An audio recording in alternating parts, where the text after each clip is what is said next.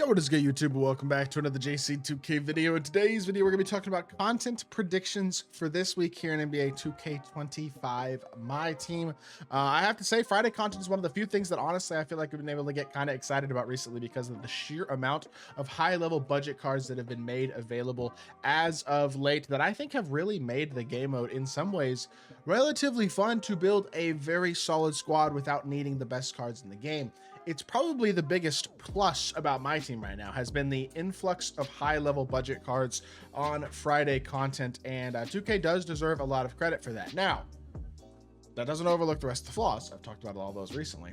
I just don't think the game is in a very good spot, but I'd be lying to say I'm not a little bit excited about Friday content, and I think deservedly so. So with that being said, before we hop into the video, if you haven't already, make sure you hit that subscribe button. Help me push towards the 40,000 subscriber mark on the channel. I upload every single day, multiple videos a day. Would really appreciate it if y'all do subscribe. Without further ado, let's hop right into it and let's take a look. So here's my thoughts. Friday content has been 25 cards the entire season. 6 amethysts, what, 6 or 5 diamonds? 6 diamonds. 6 diamonds, 6 amethysts, 6 diamonds, 5 pink diamonds, 4 galaxy opals, 3 dark matters, and 100 overall. So that is the format we are going to stick with. The amethysts have all been current players all season, which has been, I think, very, very solid. A lot of good salary cap cards in here. Salary cap's a good mode in general, a lot to like, a lot of young talent, stuff like that. I've been a big fan of the way Friday content has been with the Amethyst starting with, because I just think there's been a lot of really, really good budget cards in there for like salary cap and stuff. My thought is that a lot of these guys who maybe haven't gotten cards yet could get Amethysts, for example. Some of these Emeralds who just recently got, like, for example, I think Deuce McBride got an Amethyst. Jonathan Mogbo got an Amethyst. Tristan De Silva got an all-star card. Like an Anthony Black, he could get an Amethyst. Zach Edey has a pink diamond, otherwise I would say him. So does Misi, so does Strother. Ochag Baji, did he get another card? I think he got a pink diamond actually as well. But like, for example, Anthony Black, Ben Shepard, both of whom are awesome Emeralds, could be really good Amethysts. Some of these other guys like Aaron Wiggins just got one. Jalen Wells could get one. Ty Jerome could absolutely get an Amethyst. He could get a pink diamond with how well he's played, in all honesty.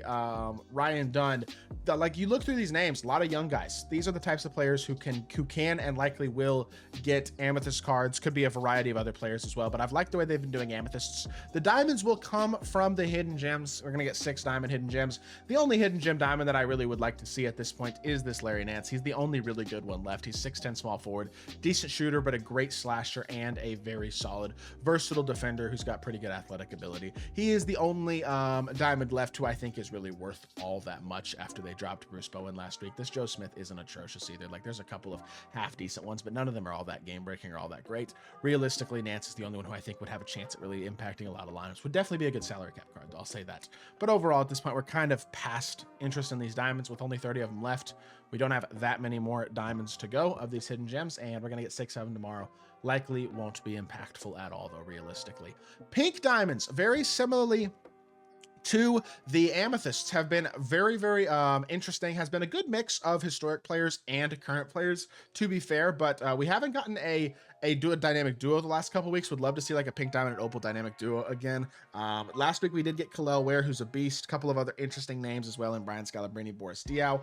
I don't really, again, know who this could be because we got 97 bajillion different historic and current players who would be deserving of them. I think Ty Jerome would be cool. I'll say that right now. A pink diamond Ty Jerome. He's got pretty good size at point guard. Could be a good card. He deserves it. Absolutely. He's been playing out of his mind this year. Would definitely be an interesting pink diamond to get, I will say. But as a whole, I mean, we're going to get 5 of them. Hopefully at least 1 or 2 of them really high level budget cards. We've seen a few of those already this season. For example, Matt Barnes, Jonathan Bender, that Kalel Ware from last week was also really good. Kobe White with his duo is super good. Doug Christie's a super solid card. There wasn't really a game breaking pink diamond or game changing pink diamond in the first drop of the season unlimited, but several good cards here. Max together dynamic duo. Rui's a solid card. Michael Cooper's a solid card. Like, we'll probably see another couple of really solid pink diamonds again tomorrow, but the Galaxy Opal tier is where I think I really start to get pretty excited in terms of the impact ability that these cards have to be able to help people's main lineups. For example, Vlade Divac, Rudy Gay, still really, really good showdown caliber cards, and D'Lo and Randall were not horrible either.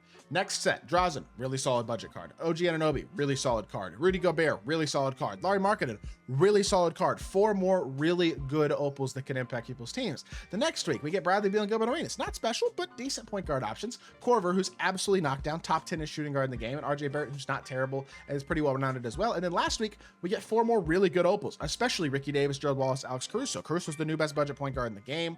Ricky Davis is really good. Gerald Wallace is really good. I will say I would love to see this week specifically. We did get 4 more historic players. I guess Alex Caruso's not a historic player, but it was a historic version of him on the Lakers.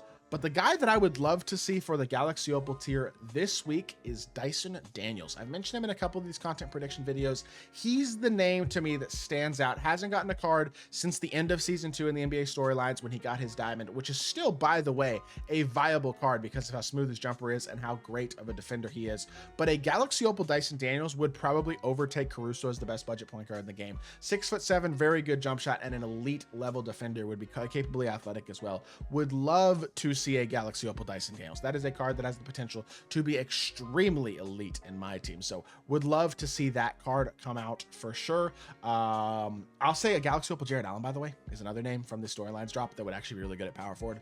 His jumper is super nice. He'd be really good. He hasn't gotten a card since this diamond either. Another guy who's had a great year and probably isn't getting a dark matter, has had an awesome year. Would love to see him also get a Galaxy Opal as a big man. He's a guy who's deserving. I've mentioned this name as well a couple times, but Galaxy Opal Artist Gilmore could easily be, hello Archer, could easily be the best budget center in the game as well. 7'2". They gave him decent speed. His jumper's really good. He could be super duper solid as well. Hasn't gotten a card since season 1 when he got a pink diamond. Would also be a really nice card to see as well. So those are some names that definitely jump out to me as interesting options for the Galaxy Opal tier. And then moving on to the Dark Matter tier, looking mainly at guys who haven't gotten cards in a long time. And the first name that pops out to me, I know he hasn't gotten a card. It hasn't been a super long time since he got the card, but a guy who makes sense is Paul George.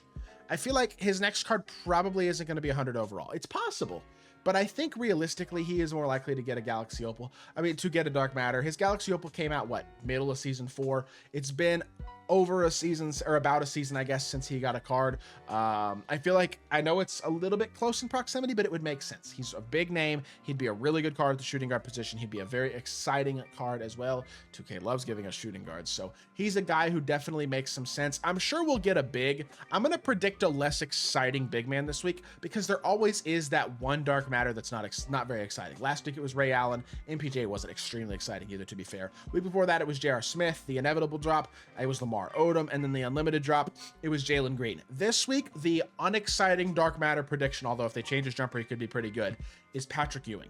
His only card that I can think of all year is the Galaxy Opal that came out in the Winter Festival, and he's had a couple good cards before with changed jumpers. His jumper sucks.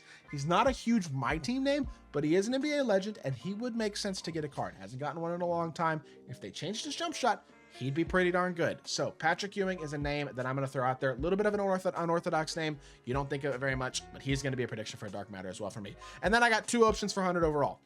I didn't think last week we were going to get a guard. We did get a guard. We got Luka Doncic.